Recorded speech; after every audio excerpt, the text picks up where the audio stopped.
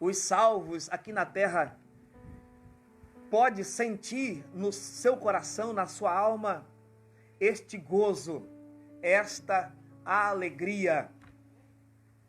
Vamos dar uma olhadinha aqui para ver quem está por aqui, quem chegou por aqui. Irmã Neuzir Rosa Castelo, irmão Gemerson Vieira, irmã Nayara Soares, também por aqui. Maravilha, vamos juntos. Antes de entrarmos na lição, como sempre fazemos, eu quero orar com os irmãos. Oremos. Amado Deus, Pai Celestial, Criador dos céus e da terra, te louvamos nesta manhã, Senhor. Te engrandecemos e também te adoramos, porque o Senhor é Deus sobre todas as coisas. E bem sabemos que o Senhor também está no controle de todas as coisas. Pai eterno, iremos ministrar esta lição maravilhosa. Pedimos a sua ajuda, porque sem ti nada podemos fazer. Sem ti nada somos. É o Senhor que conhece os corações. É o Senhor que sabe exatamente o que cada um dos teus filhos precisam. Então eu oro neste momento, intercedo em favor dos teus servos e das tuas servas. Aqueles que estão enfermos, que o Senhor possa ser o alívio da dor, o bálsamo, que o Senhor possa ser o remédio. Cura os teus servos. Aqueles que se encontram com seus corações doloridos, porque perderam seus entes queridos. E nesta noite que passou, Senhor, eu fiquei sabendo, tomei conhecimento do falecimento do teu servo, irmão Oséias. Ele que estava tão distante de nós, morando em um outro estado, mas foi acometido pelo Covid-19 e veio a óbito. Que o Senhor possa levar o bálsamo ao coração da tua serva, da família do teu filho que agora dorme no Senhor. Pai Santo, tenhas misericórdia e ajuda os teus filhos nesse momento de dor. Senhor Deus, oramos no nome de Jesus. Amém. Muito bem, irmãos. Eu fiz menção aqui de um irmão conhecido da gente de muitos anos. Já não estava morando aqui no nosso estado, mas foi acometido por esta enfermidade terrível que está aí assolando o nosso Brasil e o mundo, e ele veio a óbito. Então estamos aqui orando para Deus levar o alento ao coração da família que ficou, enlutada. E quando os irmãos estiverem orando, não esqueçam, irmãos, os irmãos estão distantes, mas nós podemos estar perto em espírito e também em oração, ok? Então vamos à lição de número 5. Libertos do pecado para uma nova vida em Cristo. O texto áureo diz: mas Deus, que é riquíssimo em misericórdia, pelo seu muito amor com que nos amou, estando nós ainda mortos em nossas ofensas, nos vivificou juntamente com Cristo. Ele nos vivificou juntamente com Cristo. Efésios 2, 4 e 5. A verdade prática também diz: por meio da maravilhosa graça divina, fomos libertos do pecado, perdoados e salvos da condenação, e ainda recebemos o direito à vida eterna. Estávamos presos, estávamos escravizados, estávamos mortos, não tínhamos direitos, estávamos condenados, mas fomos vivificados em Cristo. Já estava de bom tamanho, já estava bom. Fomos libertos por Cristo, já estava bom. Agora, além de tudo isso, diz a verdade prática, ainda recebemos a vida eterna. Glória a Jesus. Deixa eu tomar uma água.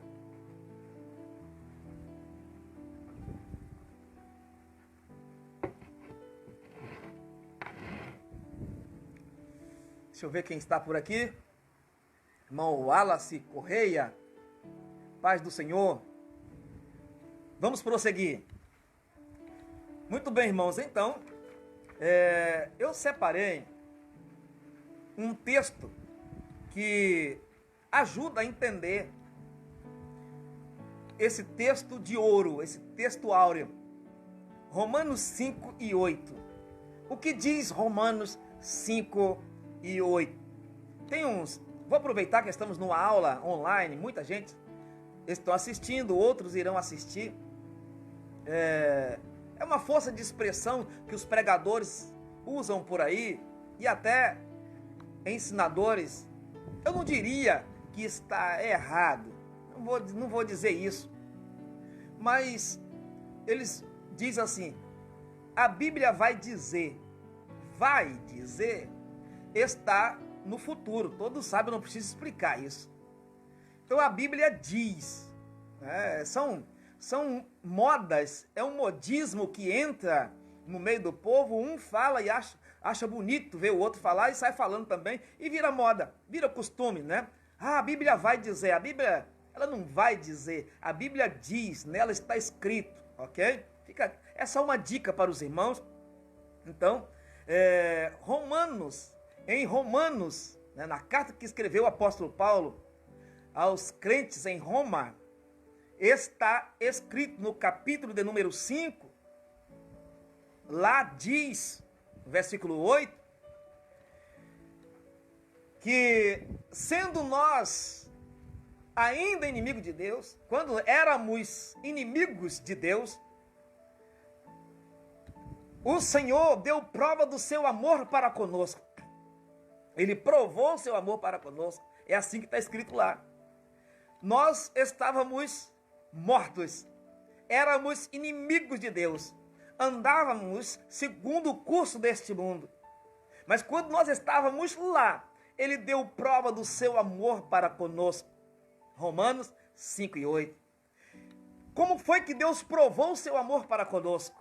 Ele provou o seu amor para conosco quando Ele deu o seu unigênito filho, o seu único filho, para salvar a humanidade, para nos salvar. Estávamos lá, inimigos de Deus, mortos. Mas Ele provou o seu amor dando o seu filho. Isso está em harmonia com João, capítulo de número 3, versículo 16. Porque Deus amou o mundo de uma tal maneira, uma maneira inexplicável, que deu seu Filho unigênito para que todo aquele que nele crê, ou para que todo aquele que nele cresce, porque isso aconteceu lá no passado, para que todo aquele que nele cresce não perecesse, mas que tivesse a vida eterna. Então, no presente, todo aquele que nele crê não perece, mas tem a vida eterna. Nós vamos entender esse crer aqui dentro da lição bíblica, porque não é tão somente abrir a boca e proferir esta palavra, eu creio. Não. Porque senão, o homem lá, o cachaceiro, o adúltero, todos quanto ainda estão seguindo o curso deste mundo, simplesmente por dizer eu creio, poderia ser salvo, mas não é assim. É todo aquele que nele crer, segundo as Escrituras. Eu estou fazendo assim porque aqui está a minha Bíblia. O crente deve ter à mão a Bíblia. Nem sempre ele vai poder ter à mão a sua Bíblia. Mas quando você não puder ter em mãos a sua Bíblia, tenha ela aplicada no seu coração.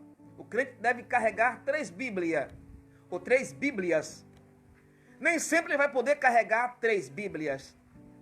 Uma destas vezes é essa aqui que eu estou dizendo, carregar a mão. Nem sempre podemos carregar a Bíblia na mão. Quando você não puder carregar ela na mão, você tenha ela aplicada no seu coração. Mas também o crente precisa carregar a Bíblia na mente. Quando eu digo carregar no coração, é tê-la aplicada 24 horas vivendo a Bíblia. Ter em mente é decorar alguns textos porque você vai precisar disso quando você não estiver com ela em sua mão, lá no seu trabalho, no supermercado, nas praças, quando você quando você encontrar com alguém, quando estiver com alguém, você vai estar falando do Evangelho e fazendo menção da Bíblia que você está carregando na mente. Então o crente deve carregar 3 Bíblias, uma na mão, uma aplicada no coração e outra na mente, para evangelizar, né? Então, tenha em mãos aí na sua casa, se você está em casa, pega a Bíblia, coloca aí do seu lado, que você vai precisar para conferir alguns textos que nós estamos dando aqui para os irmãos. Um deles eu falei agora, que é um paralelo aqui do textuário, Efésios 2, 4, 5, né? Você pode comparar com Romanos 5 e 8. Você pode comparar também com João 3 e 16, né? Olha que eu estou citando aqui de memória, mas você pode conferir se você tem a sua Bíblia aí em sua mão. Então, irmãos, libertos do pecado para uma vida em Cristo é o tema da nossa lição. Por que nós fomos libertos do pecado? Para uma vida em Cristo. Não fomos libertos do pecado para continuar pecando, mas para ter uma vida de santidade em Cristo. E aí, a lição bíblica em classe eu não vou ler, você leia na sua casa, por certo, você já leu durante esta semana, está inserida a leitura em Efésios 2, 1 a 10. Né? E temos aqui os objetivos da lição. Nós temos o geral, revelar que a graça salvadora de Cristo nos garante a vida eterna. E temos os objetivos específicos. 1, refletir sobre nossa natureza pecaminosa. 2, explicar que fomos vivificados pela graça de Deus. 3, informar que nossa salvação vem de Deus e não das obras. Então são estes os objetivos da nossa lição, os objetivos específicos da nossa lição. Vamos ver quem está mais nos acompanhando aqui. Irmão Etelvino Gomes, paz do Senhor, irmão Etelvino. Saudade de você, de sua família. Que bom. Até hoje, eu me lembro, quando eu visitava a sua casa, e algumas vezes tive a oportunidade de almoçar contigo, né? E me lembro até hoje daquele feijão que a nossa irmã fazia, temperado com coentro, era um costume, né, da sua casa. Me permita revelar aqui, porque até hoje eu me lembro, essas coisas boas assim a gente lembra, né? Maravilha, um abraço, irmão Etelvino, para o senhor e sua família. Vamos continuar aqui. A introdução, vamos direto à introdução. A presente sessão da Epístola aos Efésios apresenta relevantes aspectos doutrinários da salvação. Nela, o apóstolo descreve a libertação dos pecados como um favor imerecido dado por Deus aos salvos, a fim de que eles desfrutassem de uma nova vida em Cristo. E o primeiro tópico diz: a antiga natureza morta em ofensas e pecados. No início da epístola, o apóstolo Paulo lembra que antes da regeneração estávamos mortos em ofensas, pecados, e éramos, por natureza, filhos da ira. E aqui nós temos também o primeiro subponto, nossa condição anterior. Vamos ver. E vos vivificou estando vós mortos em ofensas e pecados, diz o primeiro versículo. Olha como o comentarista foi feliz aqui e corrobora para o que eu falei no início, concernente a esse modismo que entrou aí no meio do povo. A Bíblia vai dizer em tal lugar, né? Olha que o comentarista, ele não diz a Bíblia vai dizer. Ele olha como ele coloca. E vos vivificou, estando vós mortos em ofensas e pecados. Diz o primeiro versículo. Diz o primeiro versículo. Não vai dizer, diz. Então, irmãos, estamos aqui numa lição bíblica, numa escola dominical, onde nós aprendemos, inclusive, a pregar, aprendemos a ensinar. É na escola dominical que a gente vai tirando esses modismos que vai entrando, né? E eu gosto muito, irmãos, porque Deus me chamou para isso. Então eu não posso me furtar de ensinar aquilo que é correto aos nossos irmãos. Aqueles que quiserem continuar falando errado ou fazendo coisas erradas, que continue. Mas é minha obrigação ensinar os irmãos a fazer a coisa certa. A palavra ofensa do grego, paraptoma, tem o sentido de passo em falso de forma deliberada. O termo para pecado é amartia ou hamartia, o qual descreve como aquele que erra o alvo. Em vista disso, o homem, em sua natureza decaída, é diagnosticado como morto. Efésios 2:1. Ou seja, uma declaração de real condição das pessoas sem Deus. O conceito é de morte moral e espiritual provocada pelo pecado que, inevitavelmente, separa o homem de Deus. Isaías 59:2, que inclusive hoje, né, meditando mais uma vez nesse versículo, achei muito importante e vou falar daqui a pouco por quê. Tiago também, capítulo 1, versículo 15. Tal qual um corpo inerte, a natureza pecaminosa impede o homem de ouvir e obedecer à voz de Deus. Quem assim vive está morto, não consegue ver, ouvir a voz de Deus. Alguma coisa está acontecendo, é porque está morto. Quem assim vive está morto enquanto vive. Eu costumo dizer, as pessoas aí no pecado, andando para cima e para baixo, é um defunto vivo. Eu costumo dizer isso. É uma pessoa, é um morto que está andando por aí afora, morto espiritualmente, morto moralmente. O corpo dele está vivo, no sentido físico, mas no sentido espiritual e moral, para Deus está morto, né? E aí nós temos um segundo subponto. Eu vou aqui dar uma lida num pedaçozinho, para a gente entrar aqui num breve comentário. Nossas ofensas e pecados, a má conduta em que noutro tempo andastes, é descrita por Paulo por meio da metáfora do ato de andar. Refere-se às atitudes erradas adotadas na vida passada do salvo, antes da regeneração, antes de nascer de novo. Aí nós temos aqui, andar segundo o curso deste mundo.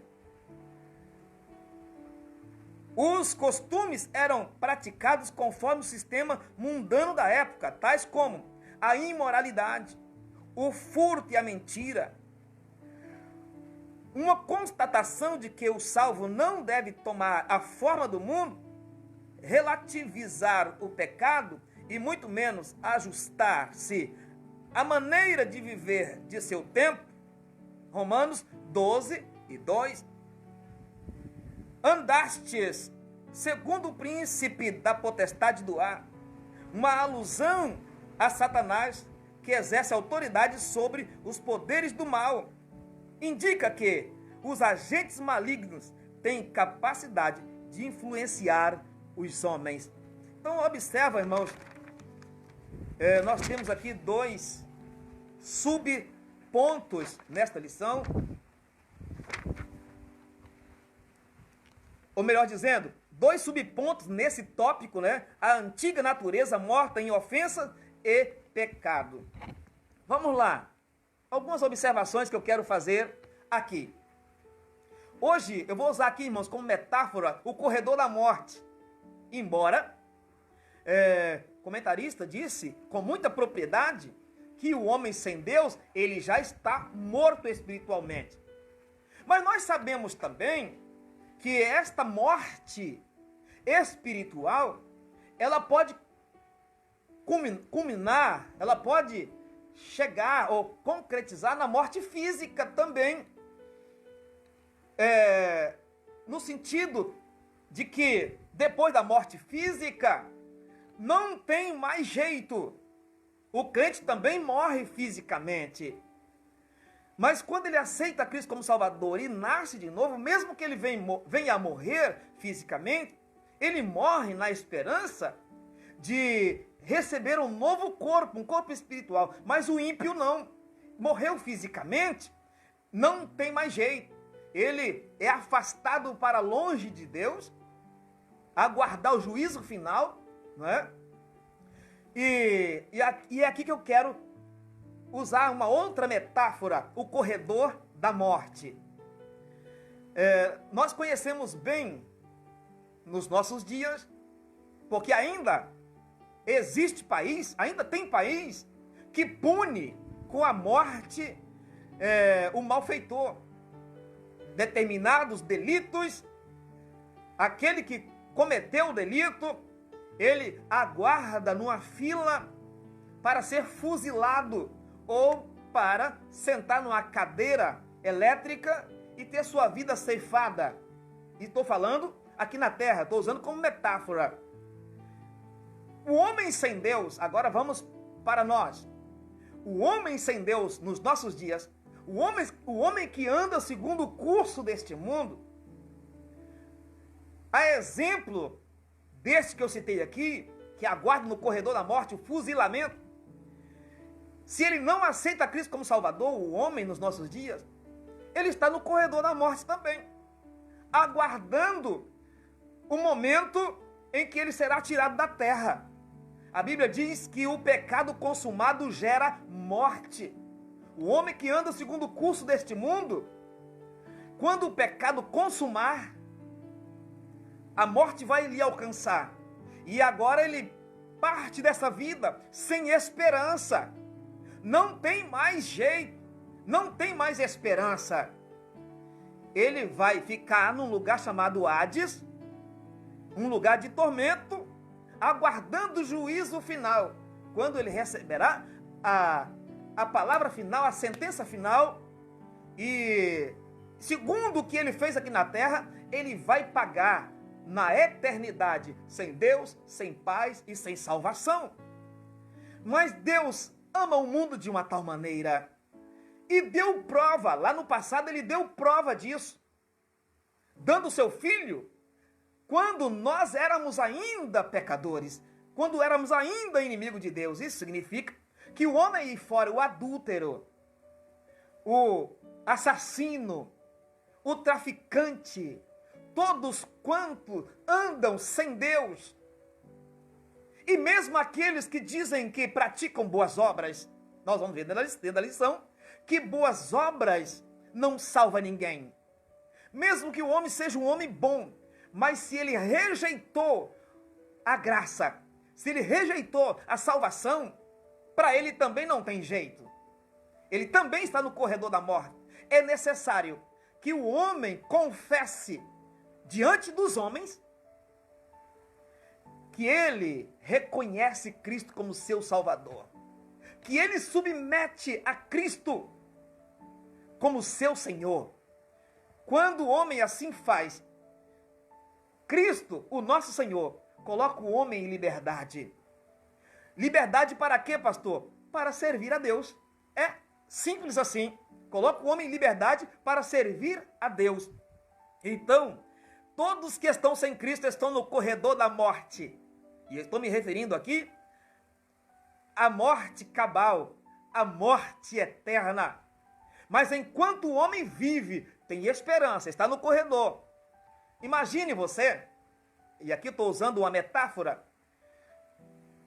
várias pessoas no corredor da morte, no sentido literal, e o governo daquele país resolveu no seu coração anistiar, oferecer o perdão.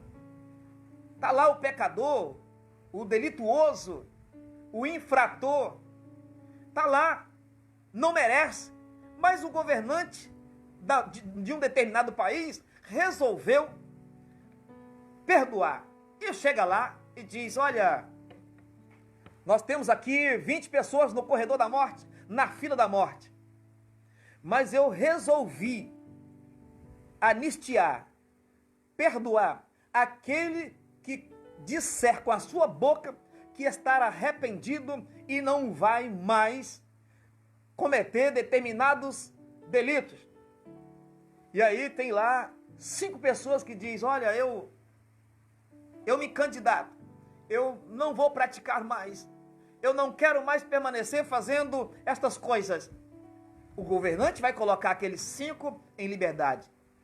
Tinha 20, mas 15 não quiseram. Diz, olha, se o senhor quiser me anistiar, se o senhor quiser me perdoar, tudo bem, eu aceito. Mas quando eu sair daqui, eu vou continuar praticando as mesmas coisas. O que é que você acha que vai acontecer? Ele vai receber o perdão? Com certeza não. Ele vai ser fuzilado do mesmo jeito, porque ele não quis aceitar o perdão. Ele não quis aceitar a graça. Assim é Deus. Deus amou o mundo de uma tal maneira, e Ele ama o pecador. Ele deu prova disso, dando o seu Filho.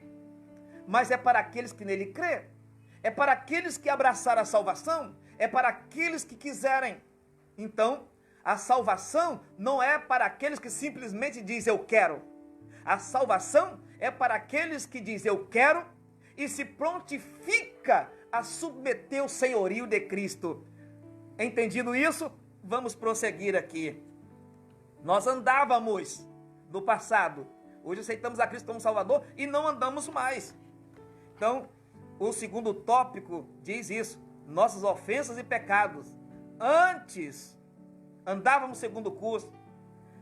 Antes, andávamos segundo o desejo do príncipe deste mundo, Satanás. É Satanás o dominador deste século, deste sistema maléfico. É Satanás o senhor deste mundo maldito. Desse mundo que está reservado para o fogo. É ele o dominador. Agora, quando o homem aceita Cristo como Salvador, ele sai desta condição de servo do Senhor do mal para servir ao Senhor do bem, que é Cristo, o nosso Salvador. Vou dar uma paradinha aqui, só para mim ver quem já chegou por aqui. A irmã Mércia. Ei, irmã Mércia, paz do Senhor. Glória a Jesus. Mais tarde vou estar levando aí a Santa Ceia para nossa irmã Larute. Estou lembrando. Irmãos, fiquem tranquilos.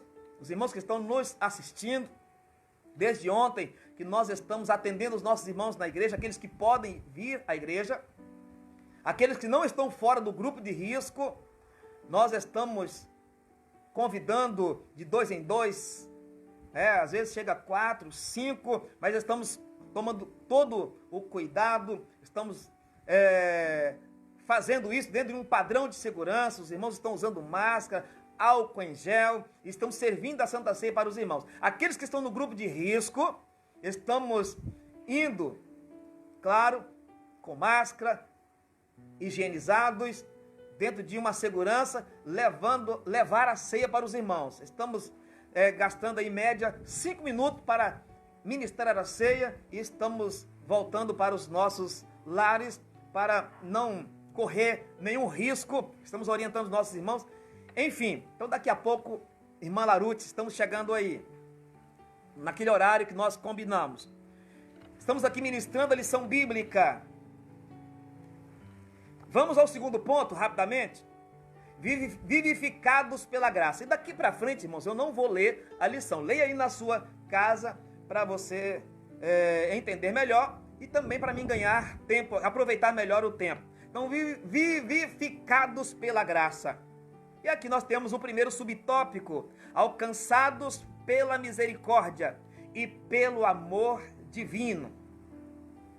2, vivificados por sua graça. 3, exaltados por sua graça. Vivificados, alcançados pela misericórdia, vivificados por sua graça e exaltados por sua graça. Exaltados. Que coisa gloriosa isso aqui, irmãos. A misericórdia de Deus. Deus, Ele teve compaixão do miserável. Misericórdia é isso. Estava lá o miserável caído.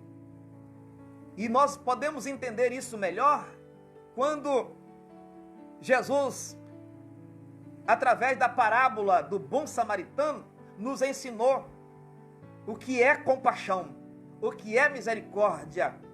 Estava lá caído à beira da estrada um miserável. Miserável porque ele estava caído, machucado. Os salteadores, por certo, teve com aquele moço, levou o que ele tinha, machucou e deixou ele lá caído. Passou os religiosos, o sacerdote, passou também o levita e não deu atenção para o miserável. Isso fala de nós, irmãos.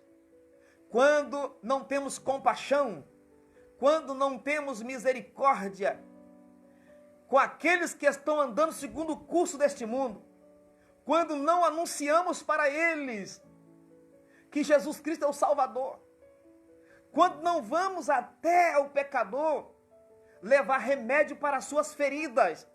Pastor, que remédio podemos levar para aqueles que estão caídos à beira da estrada? A palavra de Deus.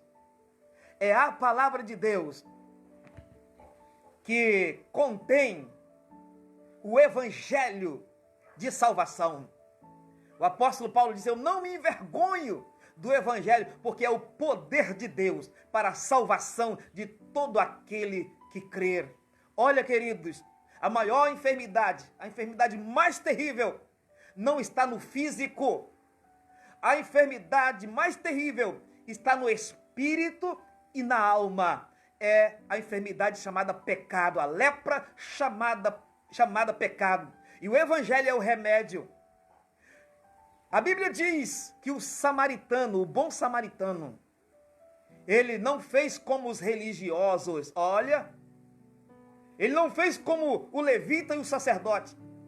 Ele desceu do seu cavalo, foi até aquele moço que estava machucado, passou óleo nas feridas. O óleo fala da presença do Espírito Santo. O Espírito Santo é o nosso bálsamo, é o nosso óleo. Aquele bom samaritano, depois de untar as feridas, é que quando nós estamos ministrando a palavra de Deus, irmãos, para alguém, o Espírito Santo está trabalhando lá na alma do pecador. Quando estamos ministrando a palavra de Deus, o Espírito Santo está falando lá no recôndito da alma e do espírito do pecador. É Ele que convence o homem do pecado, da justiça e do juízo. É Ele que convence.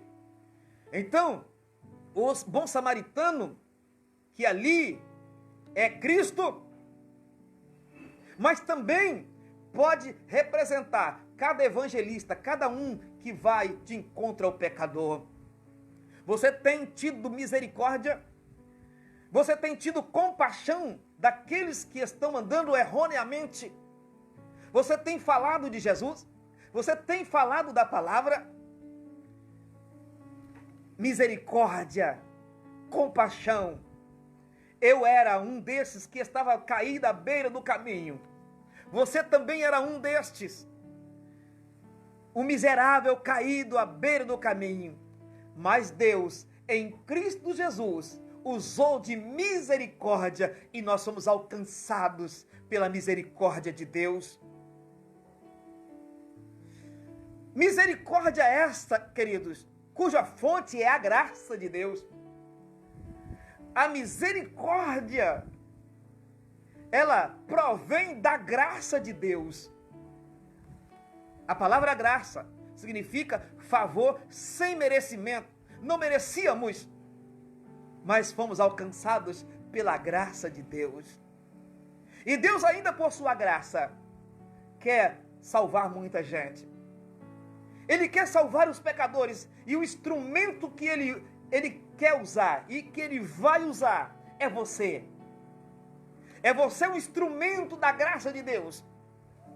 que vai levar a mensagem salvadora.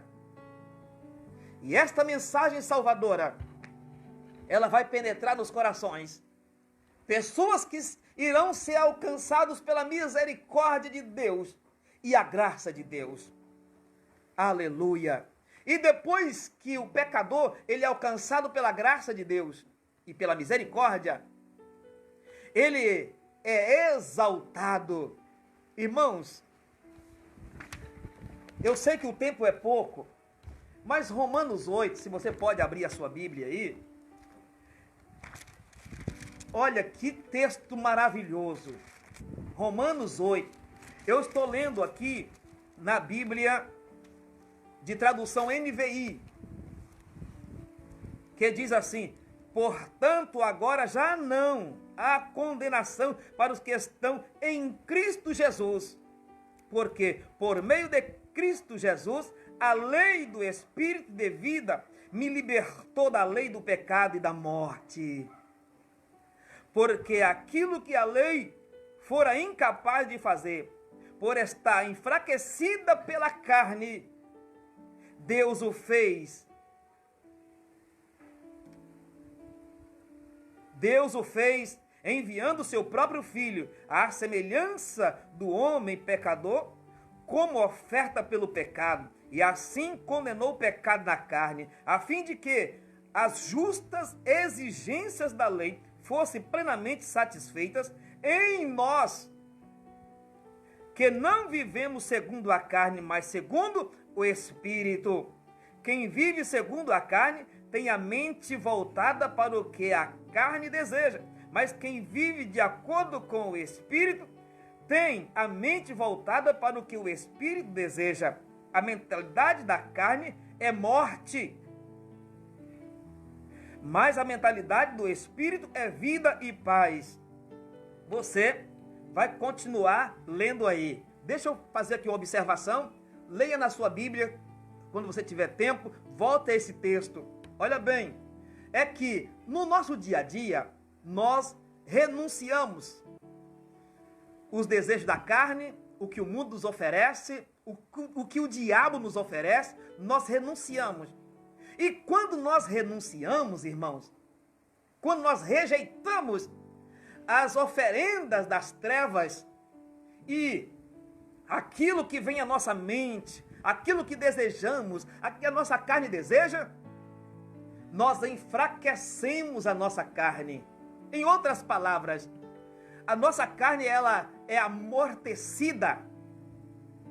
É por isso, irmãos, que nós, com o passar do tempo, à medida que vamos nos santificando e submetendo à vontade de Cristo através da sua palavra, vamos perdendo o desejo de fumar, perdendo o desejo de adulterar, o desejo de andar segundo o curso do mundo. Aquilo que pensamos, logo clamamos o sangue de Cristo. Às vezes pensamos em alguma coisa que não agrada, que não é próprio para o crente ficar pensando. E quando pensamos, falamos logo: Jesus, me cobre com teu sangue. Jesus, venha mortificar a minha carne. E aí quando você renuncia os seus desejos, o Espírito Santo entra te vivificando mais ainda, te santificando mais ainda. E aqui, irmãos, eu não estou falando daquele vivificar que acontece no início, quando você aceita Cristo como Salvador. Porque quando você aceita Cristo como Salvador, imediatamente, nós já falamos sobre isso em outras oportunidades, imediatamente nós somos regenerados. Imediatamente nós somos santificados, separados para Deus. Mas a partir daí entramos no processo da santificação constante. E aí a nossa carne, ela ainda está aqui. O velho homem está aqui ainda. Mas agora, mortificado, a nossa carne enfraquecida. Não andamos mais segundo a carne, mas andamos segundo o Espírito. Mas deixa eu deixar uma advertência aqui para os nossos amados irmãos. Quando, irmãos, nós damos lugar aos pensamentos maus, pensamentos malignos, quando nós alimentamos desejos da nossa carne. E aqui também eu quero advertir concernente às redes sociais, a televisão, tudo que mostra para nós, quando nós ficamos ali alimentando a nossa carne de coisa que não presta, meus queridos, a nossa carne volta a se fortalecer e o nosso espírito enfraquece. Daí porque muita gente dentro da igreja, muita gente com nome de crente, mas está morto. Muita gente, irmãos, dentro da igreja, que não sente mais o gozo da salvação, não sente mais a alegria da salvação, não tem mais aquele participar, não é? Da graça, da unção, da glória de Deus. Não sente mais isso, não vive mais isso. Está dentro da igreja, mas longe de Deus. Por quê? Estão dando lugar à carne. Mas aquele que anda segundo o Espírito, ele também vive em Espírito. Que Deus possa abençoar os nossos irmãos. E o texto que nós lemos diz que ele, né, nos exaltou. A graça nos exalta. Olha o que diz aqui o versículo 18 do capítulo 8 de Romanos. Considero que os nossos sofrimentos atuais não podem ser comparados com a glória que em nós será revelada. A natureza criada aguarda com grande expectativa que os filhos de Deus sejam revelados, pois ela foi submetida à inutilidade, não pela sua própria escolha, mas por causa da vontade daquele que a sujeitou, na esperança de que a própria natureza criada será libertada da escravidão, da decadência em que se encontra, recebendo a gloriosa liberdade dos filhos de Deus. Isso aqui é glorioso, irmãos. Até a natureza. Aqui nós temos também, dentro desse mesmo capítulo, vocês vão lendo aí em casa, mas eu quero ir ao versículo 37. Mas em todas essas coisas somos mais que vencedores por aquele que nos amou. Pois estou convencido de que nem morte, nem vida, nem anjos, nem demônios, nem o presente, nem o futuro, nem quaisquer poderes, nem altura, nem profundidade, nem qualquer outra coisa na criação será capaz de nos separar do amor de Deus que está em Cristo Jesus, nosso Senhor. Olha como nós somos privilegiados. Aqui nesse texto, você vai ver também, eu não vou ler, você lê aí na sua casa, você vai ver que Deus repartiu a sua glória com nós. E estamos aguardando o arrebatamento da igreja, quando receberemos um novo corpo, e lá na eternidade, com o corpo glorificado, iremos usufruir da glória de Deus. Mas mesmo aqui na terra, meus amados, mesmo aqui na terra, olha bem, recebemos a presença do Espírito Santo dentro de nós. O que é isso? A não ser o repartir da glória de Deus conosco. Também recebemos os dons espirituais. Podemos falar em mistério com Deus, em línguas estranhas. Podemos profetizar. Podemos discernir os espíritos. O que é isso a não ser a glória de Deus em nós? O Senhor nos exaltou. Quando você anda na rua, os demônios têm que abrir caminho para você passar, porque você foi exaltado. Você não está mais caído, você foi revivificado em Cristo Jesus. Sempre é bom lembrar isso. Em Cristo Jesus, não foi por nossos méritos, mas foi pelos méritos de Cristo. Estamos vivos hoje, exaltados hoje, porque Deus nos exaltou, ok? Porque Ele abate o soberbo.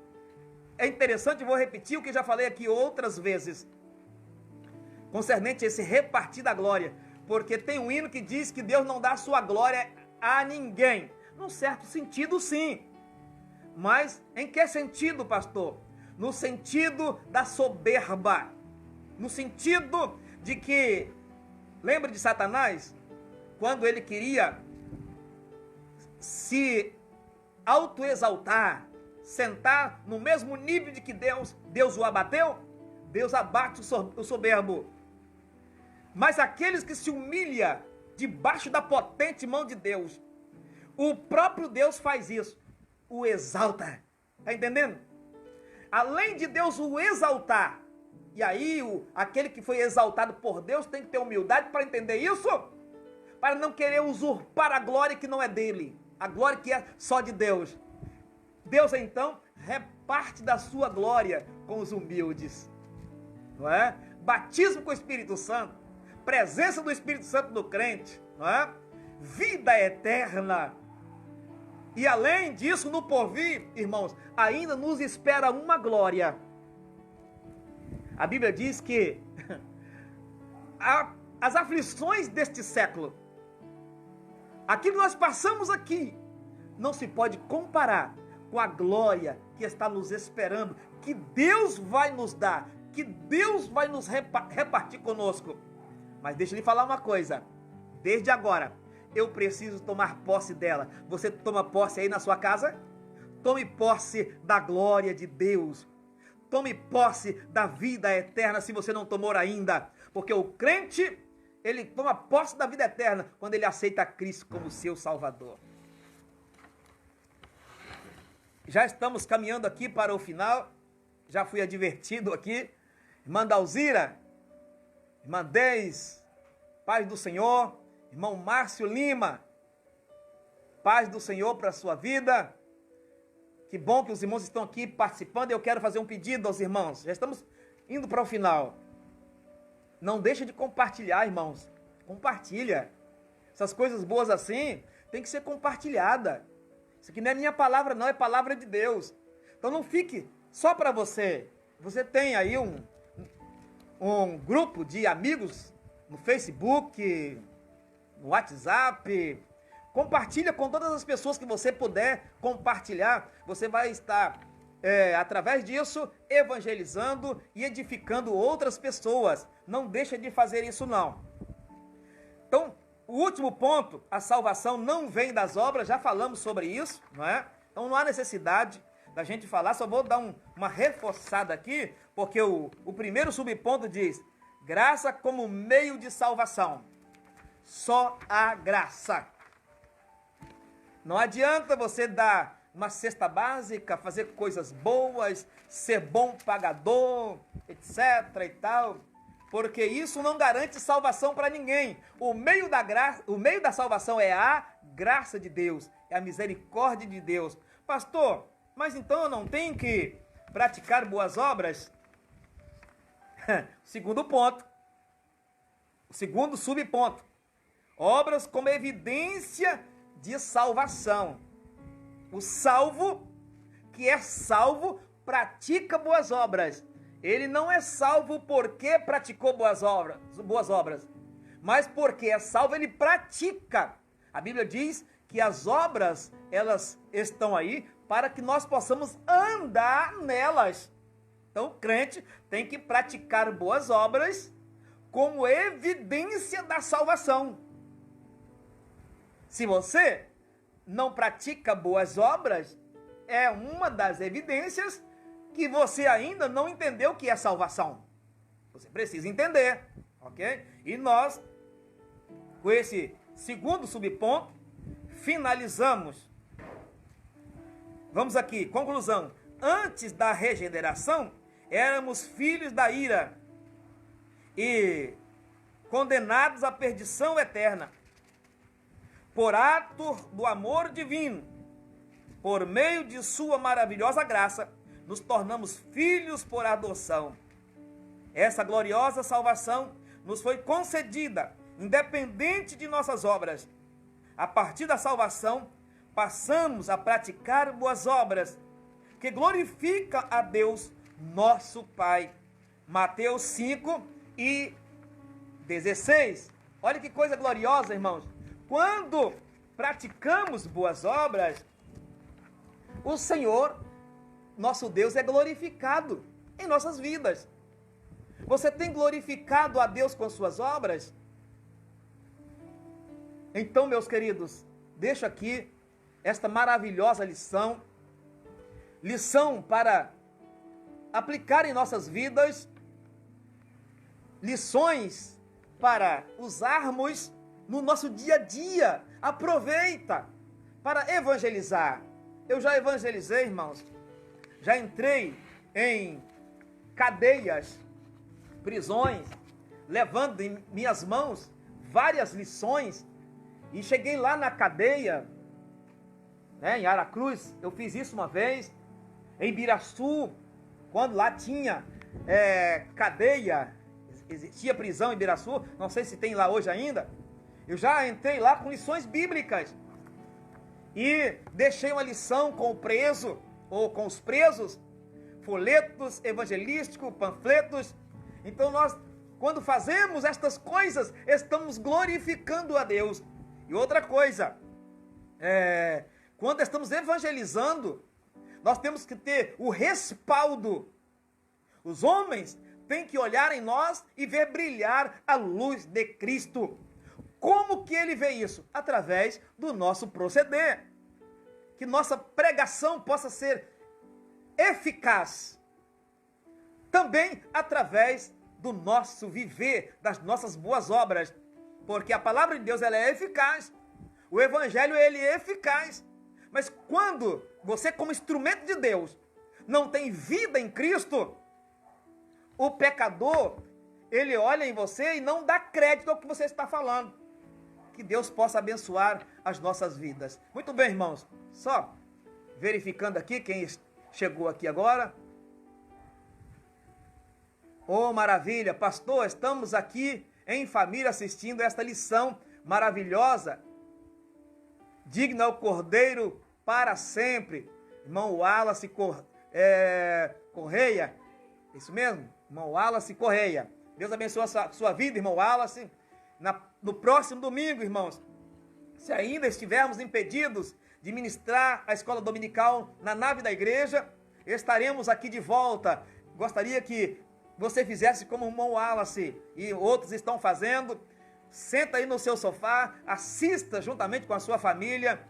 Olha, vai ser edificante e você vai estar preparado para evangelizar, fazer a obra de Deus. Agora eu quero fazer mais uma oração, agradecendo aos irmãos por ter participado. Muito obrigado, irmãos, pelo carinho.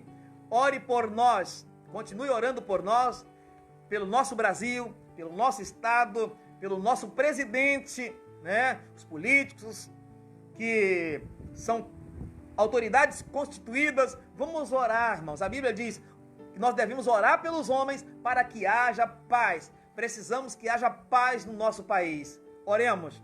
Amado Deus, Pai Celestial, Criador dos céus e da terra, aqui estou, meu Deus, mais uma vez intercedendo pelos teus filhos que estão em casa, aqueles que estão acompanhando essa lição, aqueles que vão estudar a sua lição ainda, que vão assistir essa live, aqueles que estão enfermos, aqueles, ó Deus, que estão aprisionados, aqueles, ó Deus, que estão num leito de hospital, acamado, como teu filho, o Valte e tantos outros, irmão Dito, sua esposa.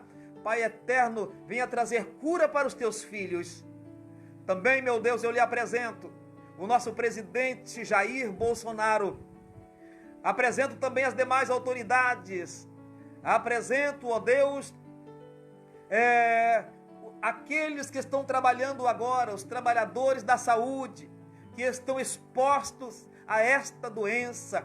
Deus, tenhas misericórdia.